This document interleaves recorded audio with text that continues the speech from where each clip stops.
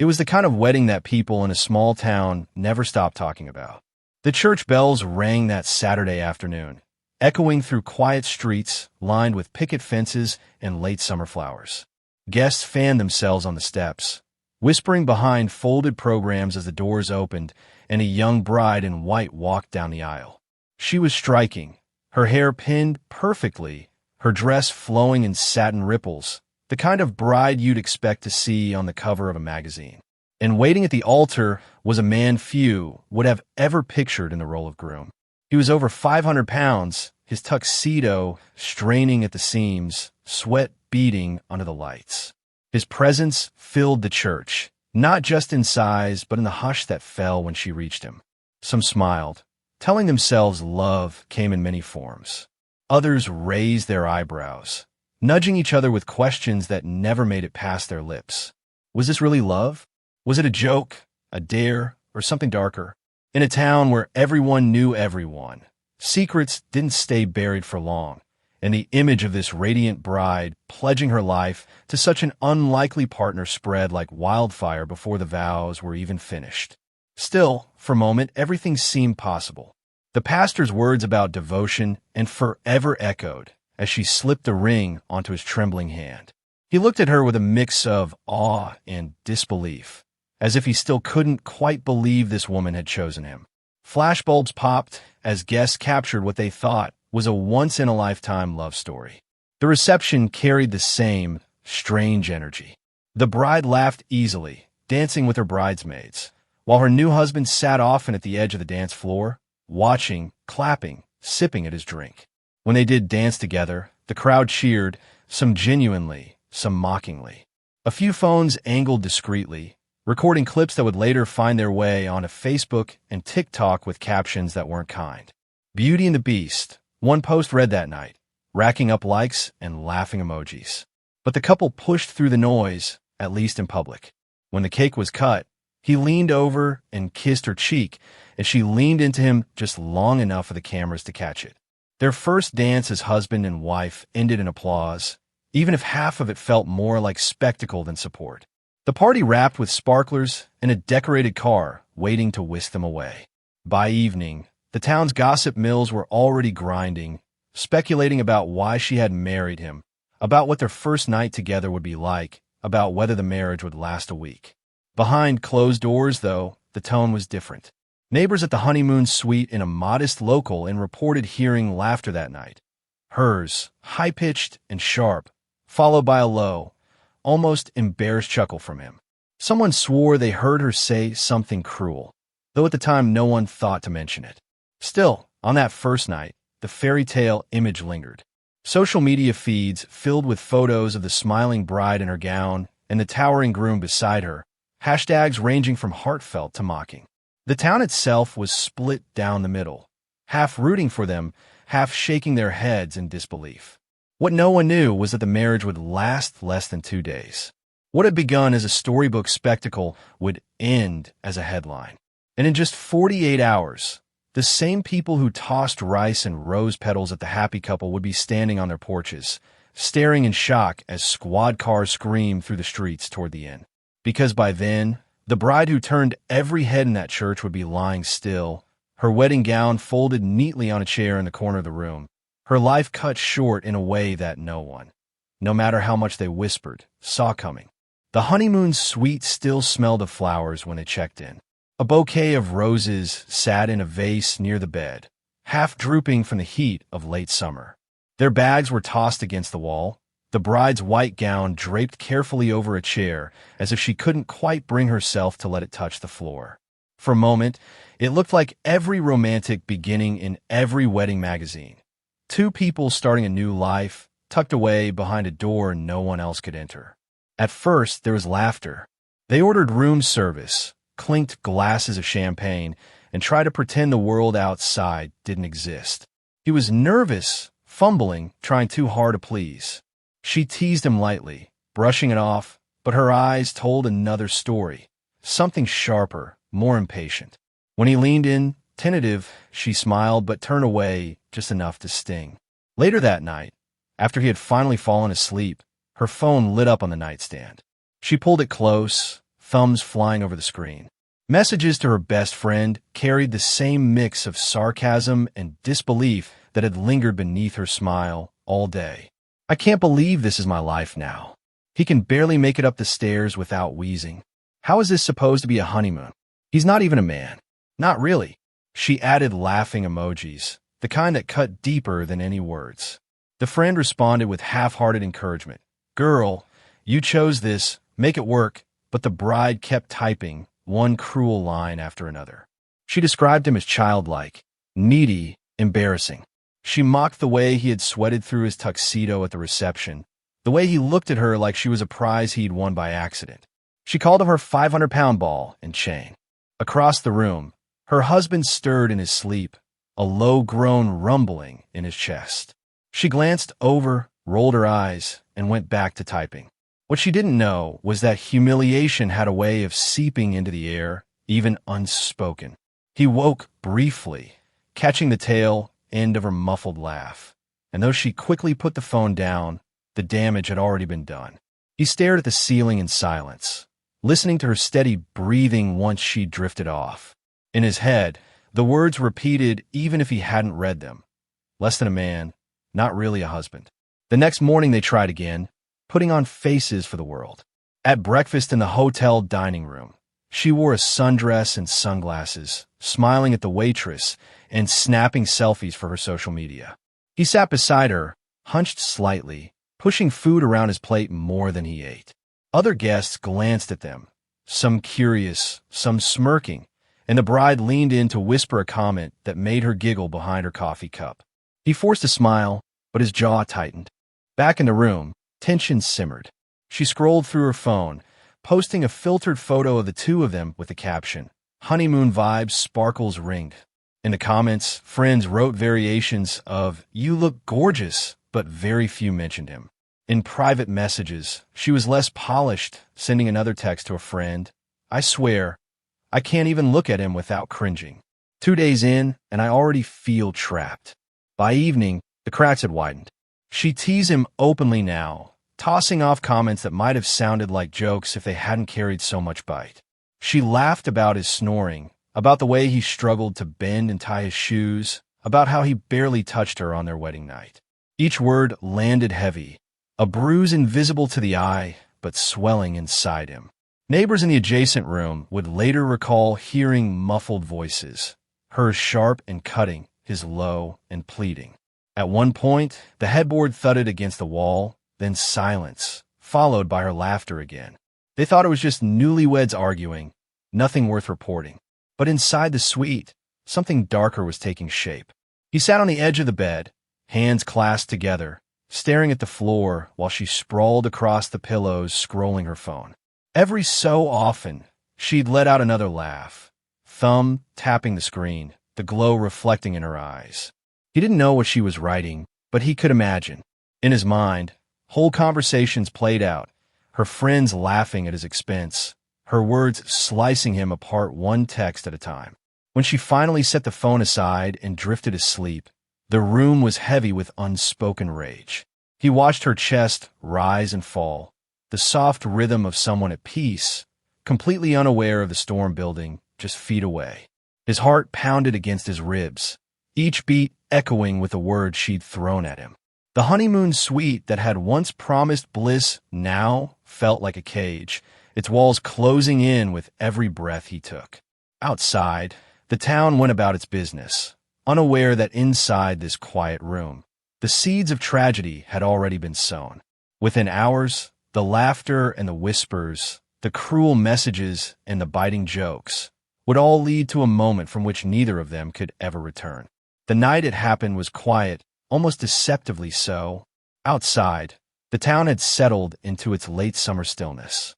A lone streetlight flickered in the motel parking lot, casting a pale orange glow over rows of cars. Crickets buzzed in the distance, and the hum of an old air conditioning unit filled the honeymoon suite. Inside, the newlyweds lay in separate worlds. She was sprawled across the bed, phone tossed to one side, her breaths deep and even in sleep.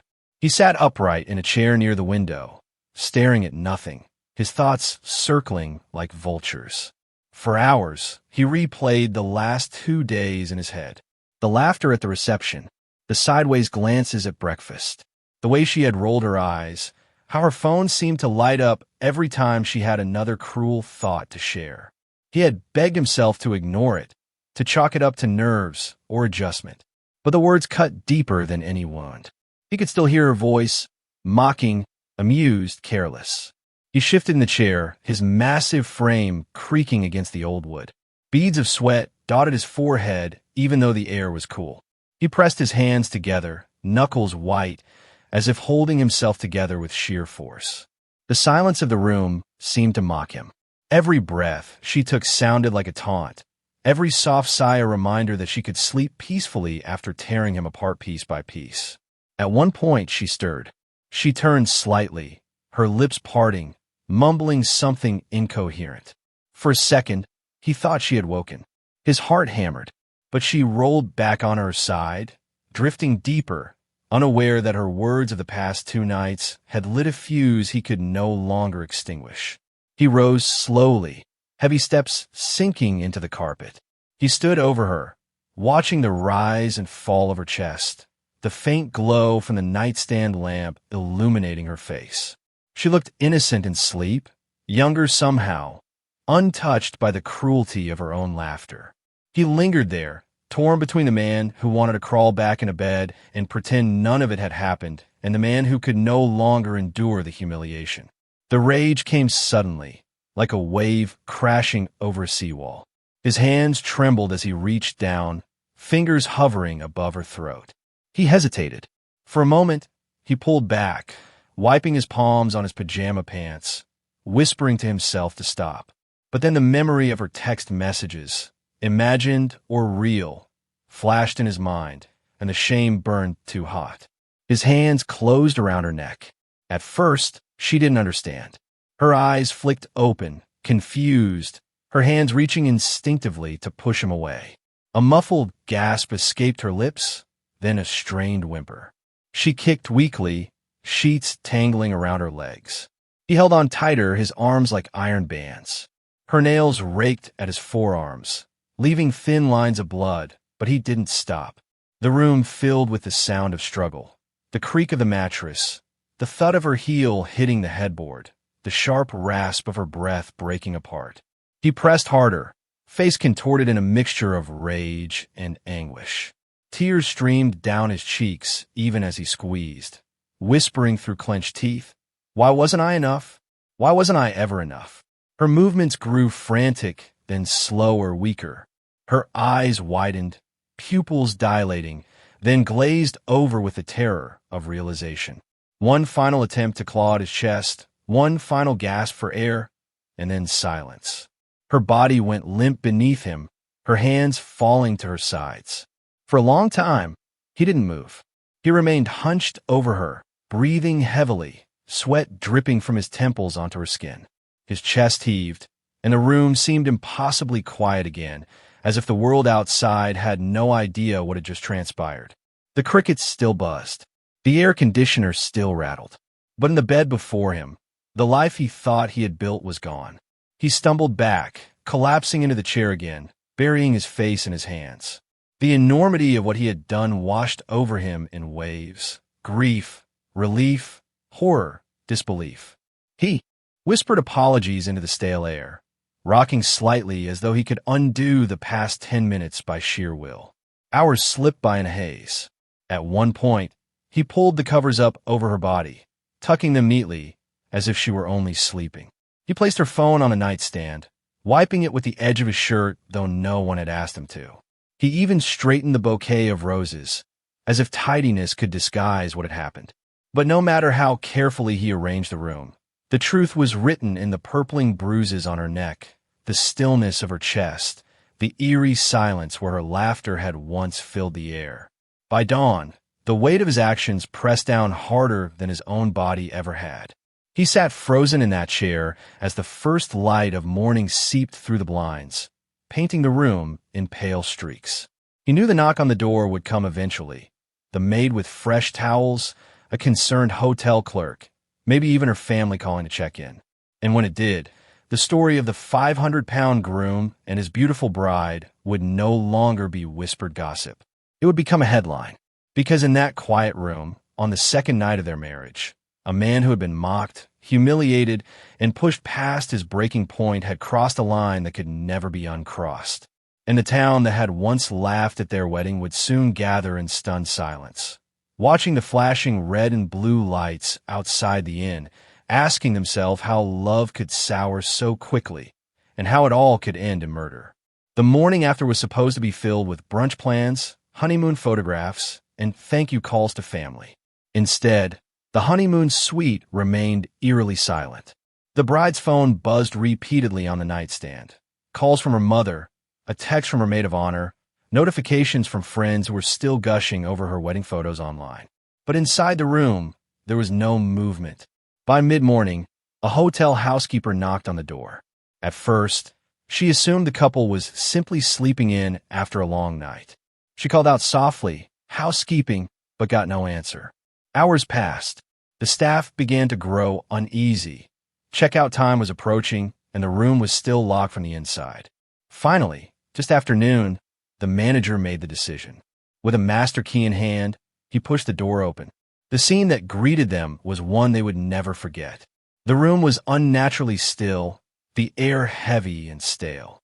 Curtains were half drawn, letting in slivers of sunlight that fell across the bed. At first glance, it looked like the bride was only sleeping, tucked under the covers with her gown folded neatly nearby. But the bruising around her neck told another story. Her skin had already taken on that unmistakable pallor, the kind that needed no doctor to confirm. The groom sat in the corner chair, his massive body slumped forward, his hands covering his face. He didn't move when the staff entered. He didn't speak. He simply rocked slightly, muttering words too soft to make out. The housekeeper gasped, stumbling back into the hallway. The manager froze, hands still on the doorframe. Within minutes, someone dialed 911. The first officers on the scene approached cautiously. They'd been told it was a medical emergency, but the moment they stepped inside, the truth was plain. One officer checked for a pulse. Nothing. Another guided the groom to his feet, though he resisted at first, mumbling that he didn't mean it. They let him outside as paramedics rushed in. By then, curious guests had gathered in the hallway.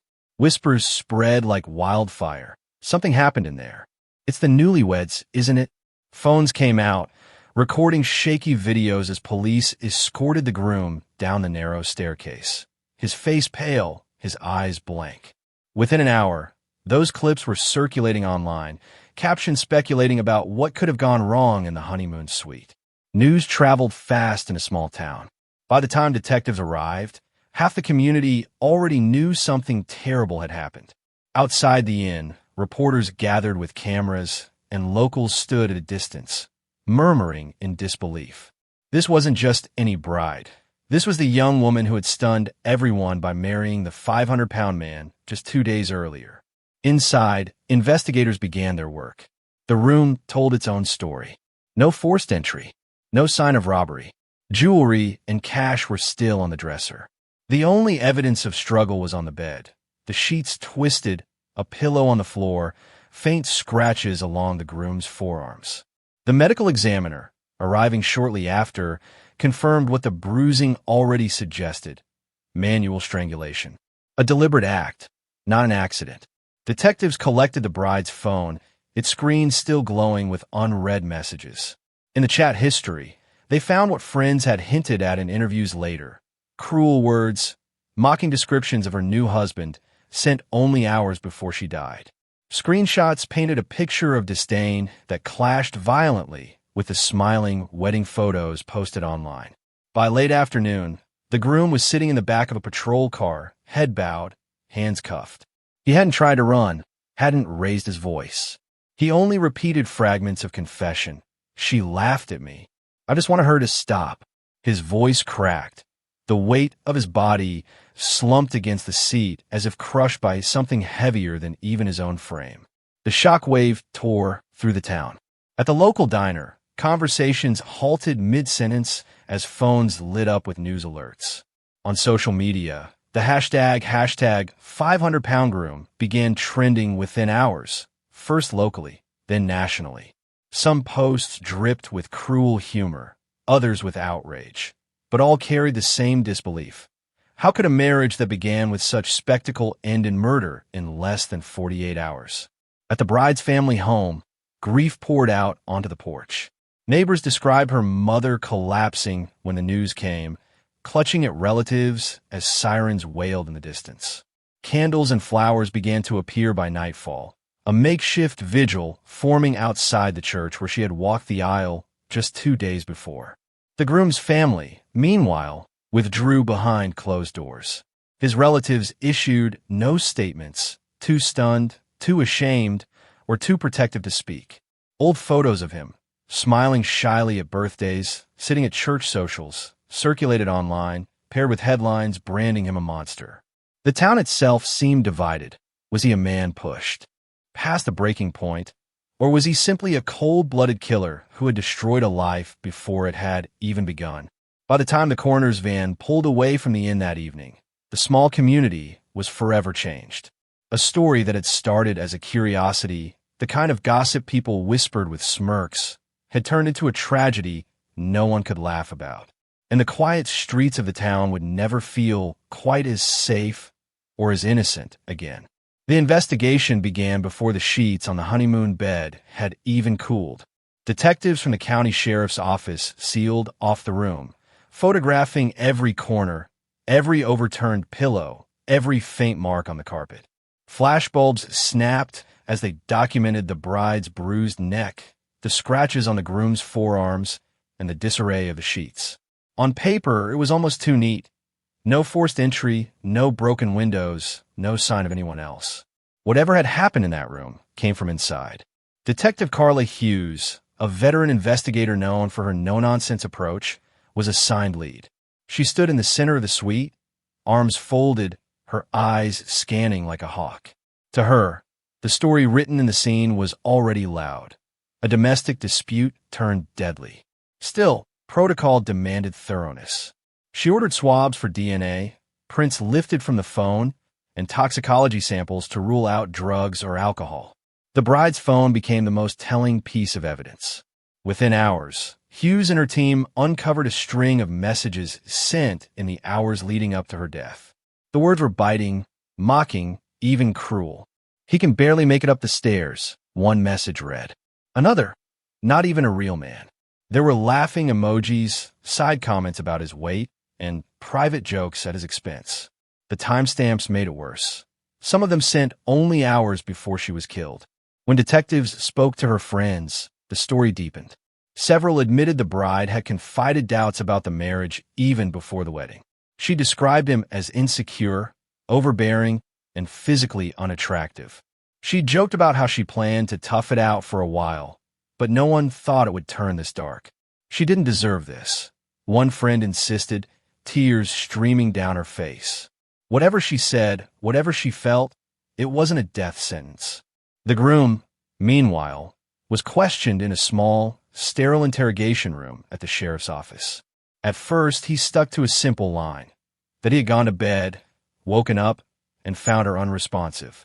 He insisted he had tried to shake her awake, panicked, and then sat in the chair until morning.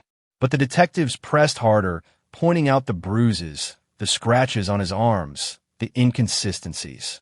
Hughes leaned across the table, voice calm but firm. "She didn't strangle herself.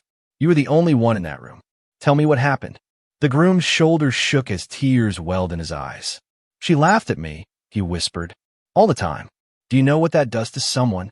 His words spilled out in fragments, half confession, half justification. He admitted to putting his hands on her neck, admitted he lost control.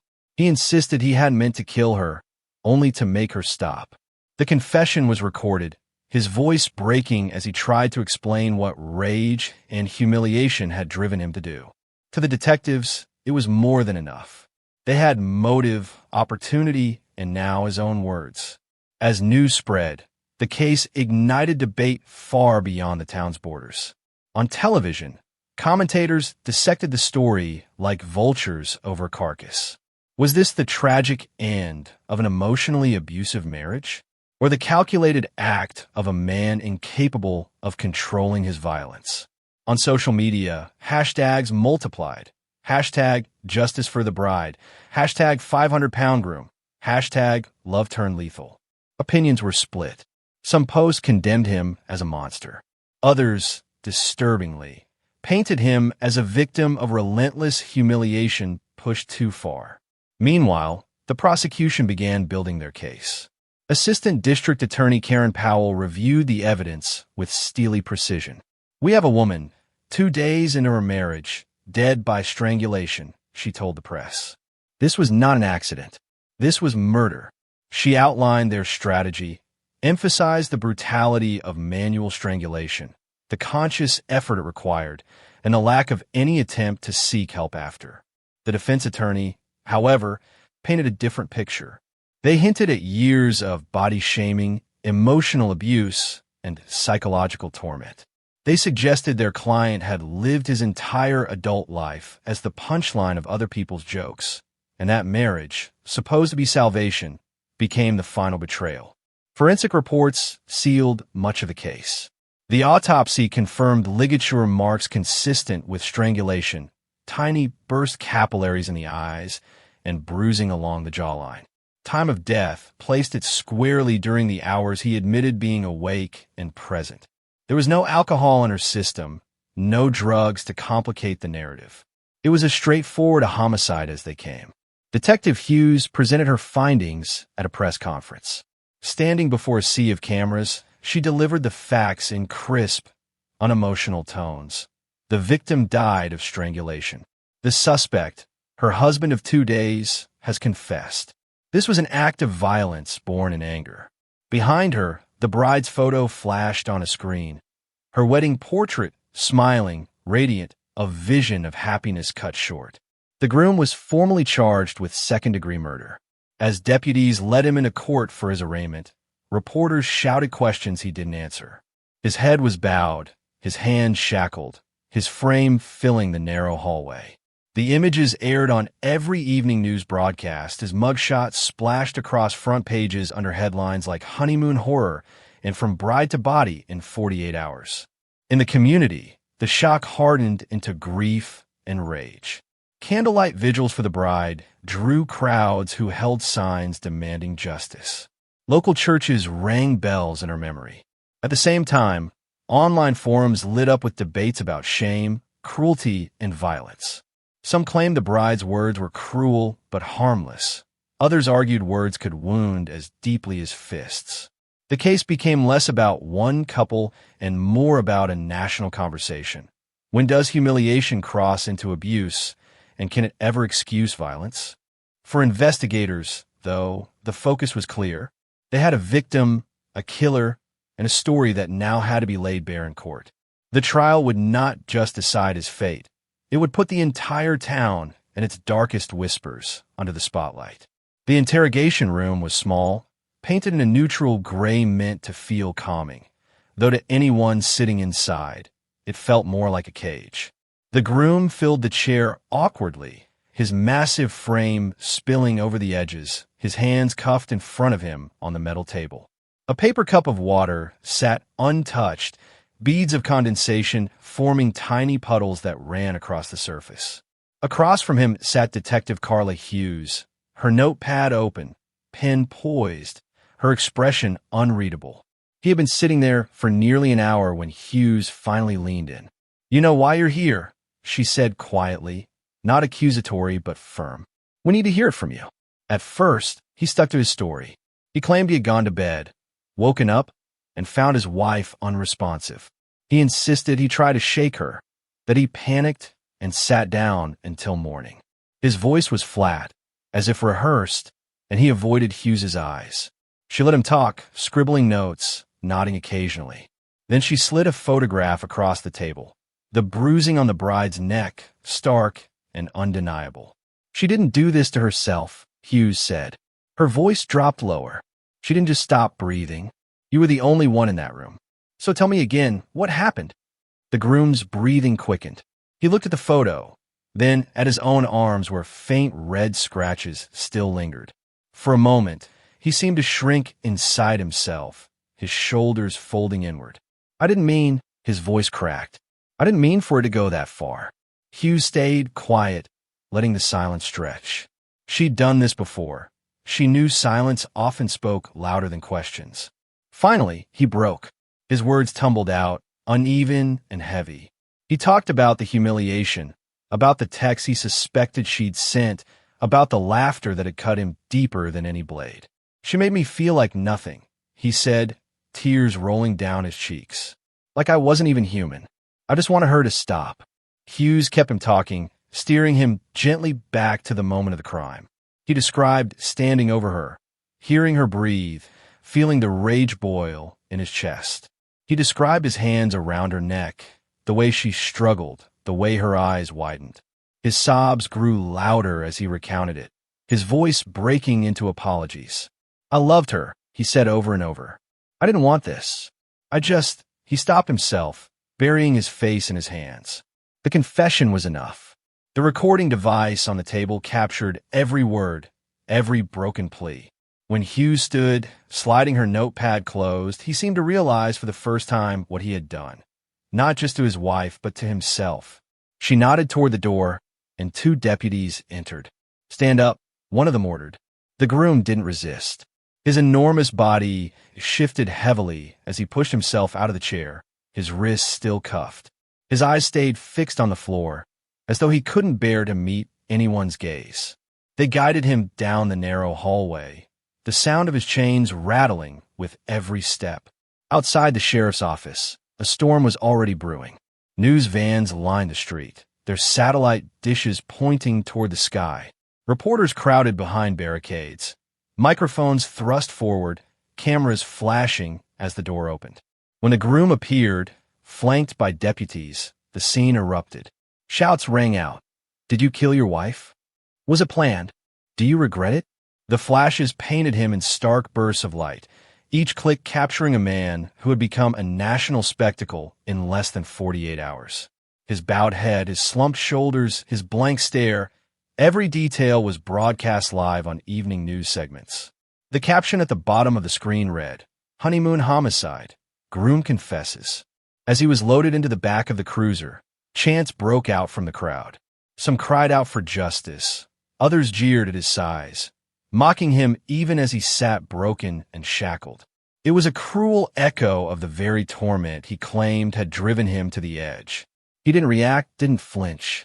He simply sank into the seat, his face pale and glistening under the flashing lights. Back inside, Detective Hughes watched from the window. She felt no satisfaction. A young woman was dead, her life snuffed out before it had truly begun.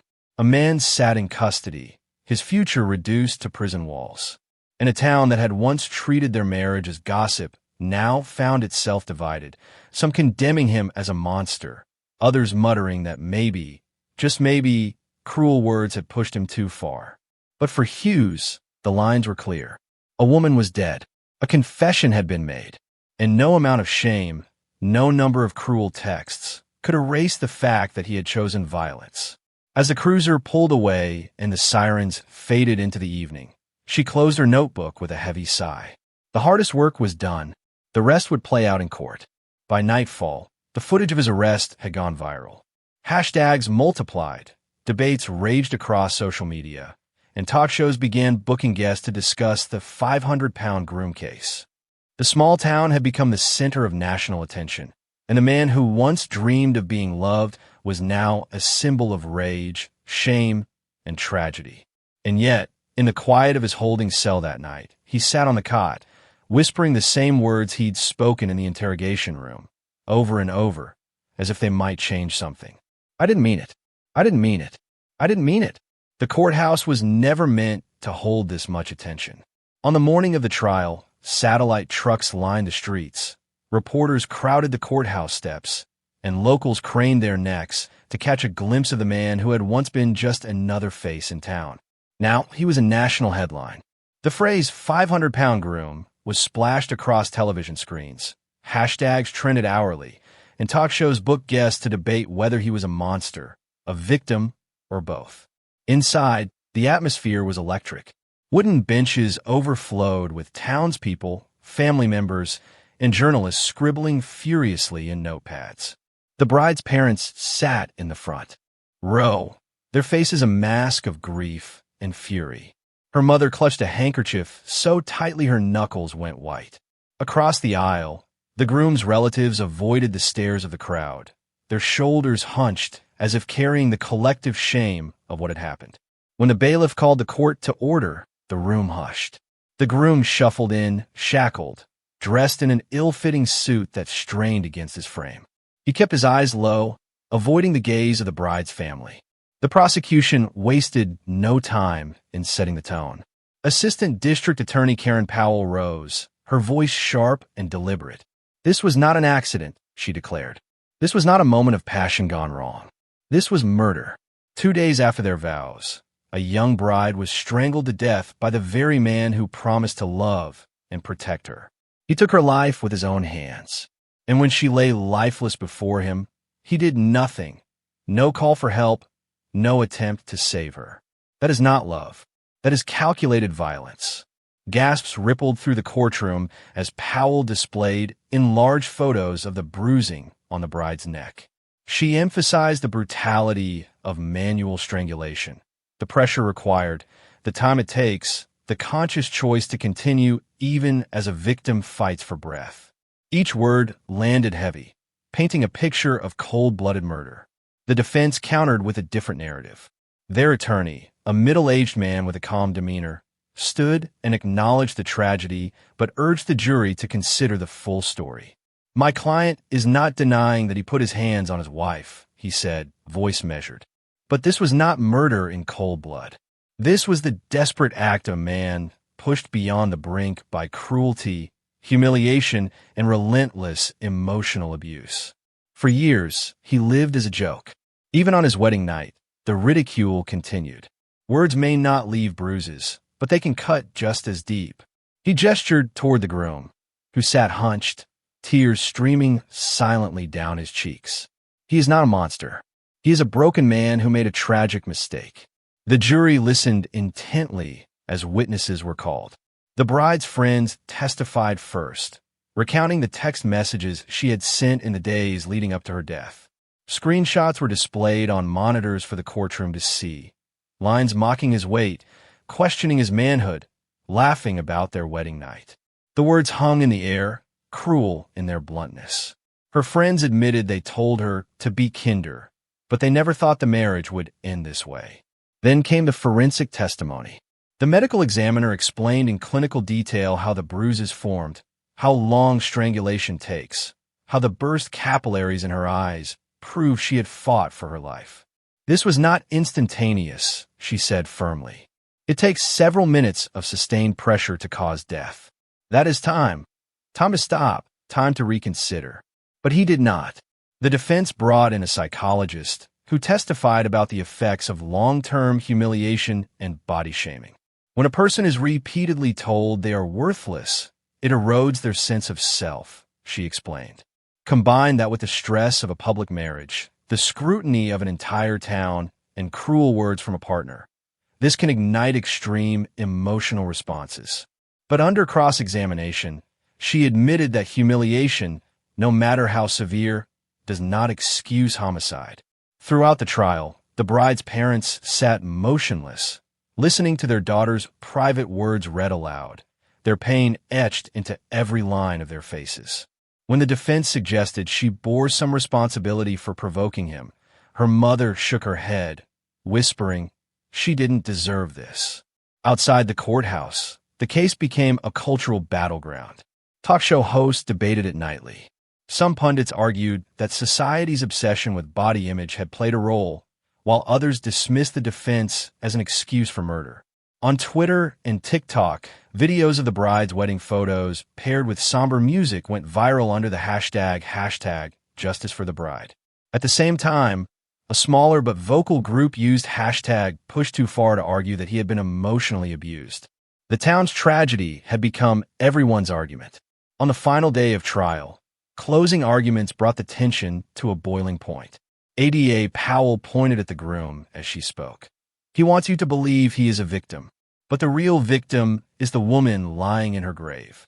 She cannot defend herself. She cannot tell her side of the story because he silenced her forever.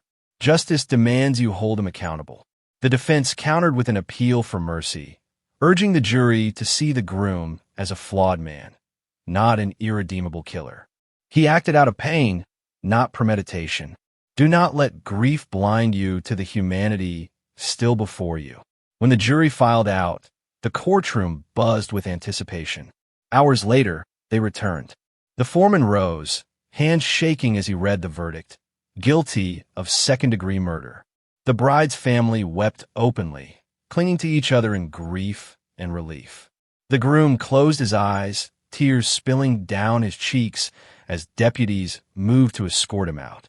The judge sentenced him to 30 years in prison, eligible for parole after 20. The gavel struck, and the case that had gripped a nation reached its grim conclusion. Outside, cameras captured every reaction, every tear, every scream of outrage or sigh of vindication. The town that had once whispered about an unusual wedding now stood divided in judgment over its tragic end.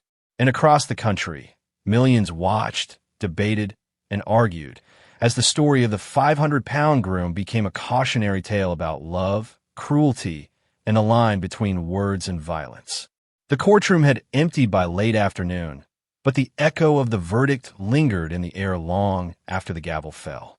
Outside, the courthouse steps were crowded with reporters delivering live updates, camera crews jostling for position, and townspeople standing in clusters, whispering in disbelief. The word had spread quickly, guilty of second-degree murder, 30 years in prison. For some, it was a relief. For others, it was another tragedy layered on top of the first. Inside, the bride's parents remained seated long after the benches cleared. Her mother clutched a framed wedding photo, her thumb brushing across her daughter's smiling face as if the motion might bring her back.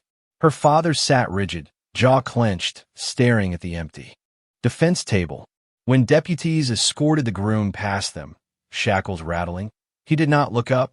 His massive frame seemed smaller now, hunched with defeat. In that moment, he looked less like the villain the headlines painted and more like a man who had destroyed himself along with the woman he claimed to love. In the weeks that followed, the case became a national fixation. On talk shows, guests argued heatedly. Was he a cruel killer hiding behind excuses, or a broken man who snapped after years of ridicule? Podcasts dissected every text message, every piece of testimony, spinning theories about whether the bride ever truly loved him. Social media swelled with hashtags. Hashtag justice for the bride, trending on one side. Hashtag push too far on the other. Even late-night comedians made passing jabs, proof that the tragedy had seeped into every corner of public consciousness. The town itself split down the middle. At church services, sermons urged compassion, reminding parishioners that cruelty could be deadly. In the local diner, arguments flared between those who pitted the groom and those who spat his name like poison. The bride's funeral was packed wall to wall, mourners spilling into the street as white doves were released into the sky. Her casket was carried beneath a spray of roses, her gown displayed beside the pulpit in haunting tribute to the wedding that had become her undoing. Meanwhile, at the county jail, the groom began serving his sentence. Guards reported he rarely spoke, eating little, spending long hours sitting on his bunk staring at the floor. Other inmates gave him nicknames, mocking his size, repeating the very cruelty that had followed him through life. At night, he was heard murmuring to himself the same words he had told detectives. "I didn't mean it." Detective Carly Hughes, who had led the case from the beginning, gave a final statement to the press. She was measured, careful with her words. "This was a tragedy born of cruelty and anger," she said. "One woman is gone, one man's life is destroyed, and two families will never be the same. Let this case remind us all, words matter, choices matter, and once violence begins, there is no turning back." For the bride's family, the verdict brought little comfort. They set up a scholarship in her name at the local high school, determined that her memory would not be reduced to headlines or hashtags. Her mother appeared on national television once, voice trembling but resolute. "My daughter was not perfect," she said, "but she was mine. She deserved a chance to grow old, to make mistakes, to live." He took that from her. In the months that followed, the story slowly drifted from front pages to the archives of true crime podcasts and YouTube documentaries. But in the town where it all began, the shadow remained. The inn where the murder occurred saw bookings drop and eventually shut its doors. Locals still slowed their cars when passing the courthouse, remembering the cameras, the chaos, the heartbreak. The church where the vows had been spoken now held a small plaque near its entrance, inscribed with the bride's name and the simple phrase, "Gone too soon." And yet, beyond the tragedy and spectacle, there was something deeper that stuck with people. The case became shorthand for a lesson about cruelty, the way words can linger like knives, the way shame can twist into rage, and how quickly love can sour when respect disappears. On social media, countless posts echoed the same sentiment. Be careful what you say, because you can't take it back. In the end, the story of the 500-pound room was not just about a marriage gone wrong. It was about the dangerous mix of humiliation and anger, the devastating cost of unchecked emotions, in a town forced to confront the darkness behind closed doors. For those who lived through it, the sound of wedding bells would never feel quite the same again. Because once in a small town where everyone thought they'd seen it all, a bride walked down the aisle with a smile, a groom cried at the altar, and within 48 hours, love turned into murder. And that reminder that even the most beautiful beginnings can hide the darkest endings will never be forgotten.